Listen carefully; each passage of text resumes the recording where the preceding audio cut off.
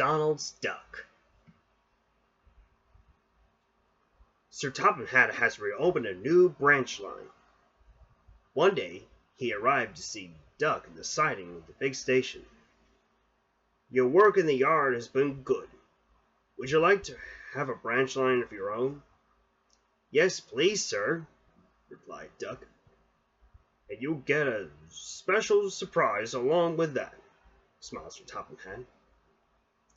Duck's surprise was being converted to run auto train duties with his new auto coaches, Alice and Mirabelle. So Duck took charge of his new branch line, pushing and pulling Alice and Mirabelle as they carried passengers along the line towards the small railway.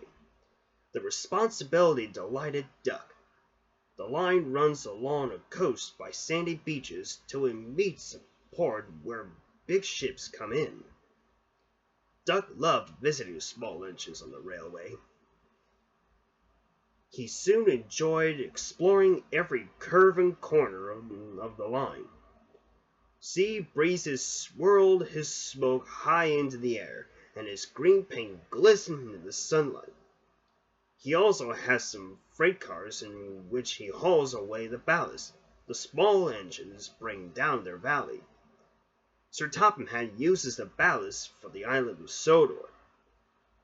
Duck can't do all the work himself, so Donald and Douglas take turns to help him. Sir Topham Hatt was building a new shed in the station by the small railway. The other engines pulled the heavy freight cars whenever they were needed. Algy looked after Duck's passengers, and the other engines helped too. But the work took a long time. Noise and dust filled the air. Don't worry, whistled Oliver. The shed is nearly finished. And on time, too, said Doug thankfully. That night, while the other engines were resting, Duck felt his responsibility deeply and talked endlessly about it. You know you don't understand, Donald, how much Sir Topham Hatt relies on me. Ugh, aye, muttered Donald sleepily. I'm Great Western, and I quack, quack, quack. What? You hear? Quack, quack you go. Sounds like you're an egg laid. No, we should let an engine sleep. Quack yourself, said Duck indignantly. Next morning, he spoke to his driver. Duck says I quack, as if I laid an egg. Quack, do you? Pondered his fireman. He whispered something to Duck and his driver. They were going to play a joke on Donald and pay him back for teasing Duck.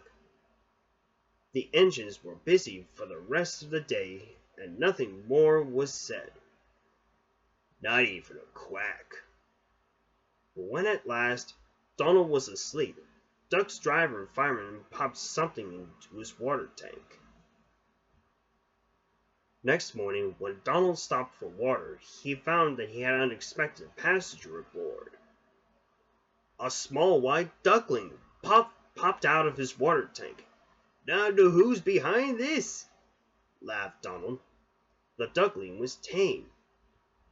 She shared the fireman's sandwiches and rode in the tender. The other engines enjoyed teasing Donald about her. Presently, she grew tired of traveling and hopped off at a station, and there she stayed. That night, Donald's driver and fireman got busy, and in the morning, when Duck's crew arrived to look him over, they laughed and laughed. Look, Duck, look what's under your bunker. It's a nest box with an egg in it. Donald opened a sleepy eye. Well, you must have laid early in the night, Duck, unbeknownst. Then Duck laughed too. You win, Donald. It'd take a clever engine to get the better of you. There's a pond near the duckling station. There she often swims and welcomes the trains as they pass by. The station master calls her Dilly, but to everyone else, she is always Donald's duck.